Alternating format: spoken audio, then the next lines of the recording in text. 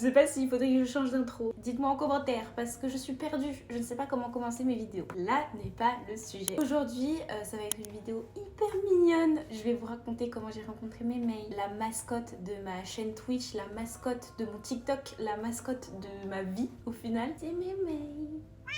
On va parler d'elle aujourd'hui. J'espère que la vidéo va vous plaire, elle est extrêmement mignonne cette histoire et je ne me voyais pas continuer sans vous raconter d'où vient ma fille qui a maintenant bientôt 4 ans. Vous allez un peu mieux comprendre pourquoi Mémé est aussi importante pour moi. Ça va être très doux, très mignon. On commence tout de suite.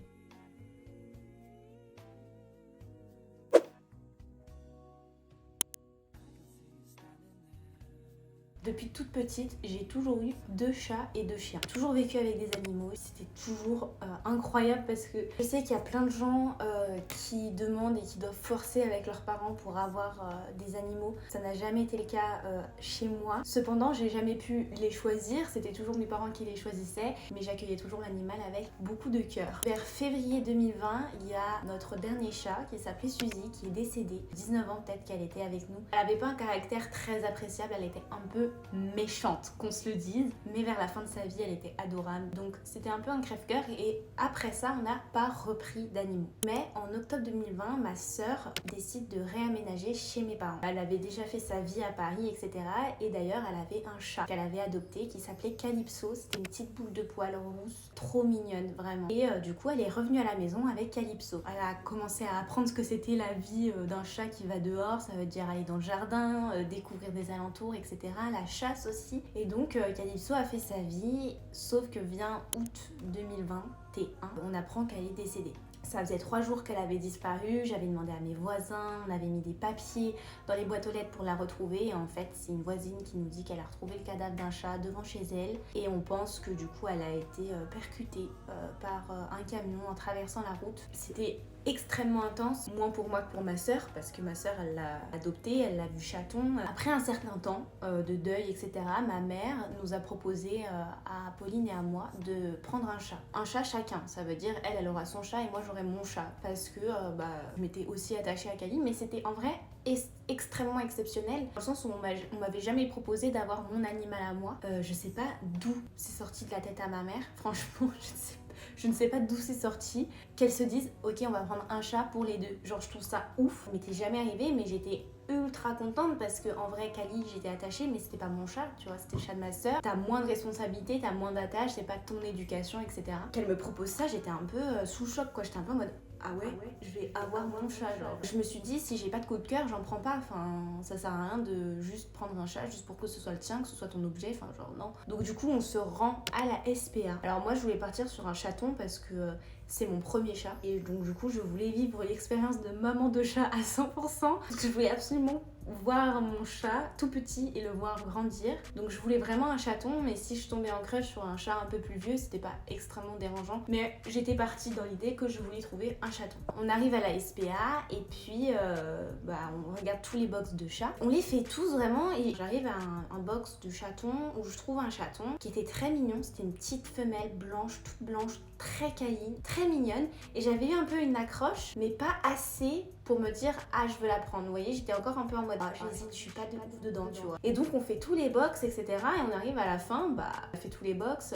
Moi j'ai pas eu de coup de cœur à part la petite blanche et ma soeur elle a pas eu de coup de cœur non plus. Donc on allait repartir jusqu'à ce que sur notre chemin on voit qu'il y a un autre box de chatons. En fait les box, pour ceux qui savent pas, la SPA, après je sais pas si c'est pareil dans toutes les SPA, mais c'est pas en face de toi, c'est vraiment en longueur. Et je sais pas pourquoi, j'ai direct voulu aller à la toute fin. Je voyais un tout petit peu un petit chat trop mignon et donc il y avait beaucoup de monde donc fallait que j'attende, etc. Mais je sais pas, j'avais ce truc de faut que j'y aille et tout, et moi je fonce directement, je regarde pas les autres chats, je fonce vraiment directement à la toute fin. Et donc du coup là je tombe en face de Mémé qui était toute petite et extrêmement maigre. Elle se frottait contre les barreaux de la cage quoi, elle s'y frottait, etc. Elle voulait que des câlins, elle ne voulait que ça, elle voulait que des câlins. Elle était arrivée vraiment aujourd'hui quoi, le jour où j'y suis allée. Et donc voilà, moi je pars sur le truc, c'est elle que je veux. On part part faire la demande d'adoption pour Mémé. Et en fait, ils nous disent du coup que en fait, Mémé est atteinte d'anorexie. Du coup, qu'elle doit rester encore 1 à 2 semaines à la SPA. J'étais choquée. Elle ne mangeait plus, elle ne s'alimentait plus. Dans le moment de l'attente de l'adoption, où là, du coup,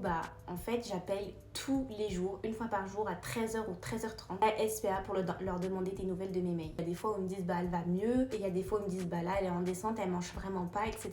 Un jour dans la semaine où j'étais vraiment pas bien et mes parents comprenaient pas, ils me disaient mais c'est pas encore ton chat, tu le connais pas. Ils comprenaient pas que j'étais déjà attachée à ce chat, que je l'aimais déjà extrêmement fort. Je sais pas pourquoi, c'est comme ça, c'est coup de foudre, c'est âme sœur. Pour moi il était impossible qu'elle meure, c'était pas possible. À la fin de la semaine qui suit, on retourne à la SPA du coup pour aller voir les chats pour ma sœur, mais aussi pour moi que je revois Mémé. Et donc je revois Mémé, et j'ai lui fait des câlins à travers la grille, et au moment où j'ai lui fait des câlins, etc., elle s'arrête et elle va manger. Quand je vous dis que je suis sortie de là en pleurant, elle était anorexique, elle mangeait pas, et quand je suis venue lui faire des câlins, après elle est allée manger. Et à savoir aujourd'hui Mémé, quand elle revient du dehors, etc., elle vient me voir, elle me fait des câlins, et ensuite elle va manger, et ensuite elle va dormir. Quand j'ai vu ça, je me suis dit bon, elle s'est remise à manger, elle va peut-être aller mieux. Et au final, oui, elle est allée mieux. Quelques jours après, on a pu aller chercher Mémé. Elle s'est direct mise sous mon lit pendant quelques minutes. Elle est venue et elle m'a fait des câlins. Et c'était le début, c'était trop mignon. Elle s'est mise à manger, ensuite elle jouait un peu sur le lit.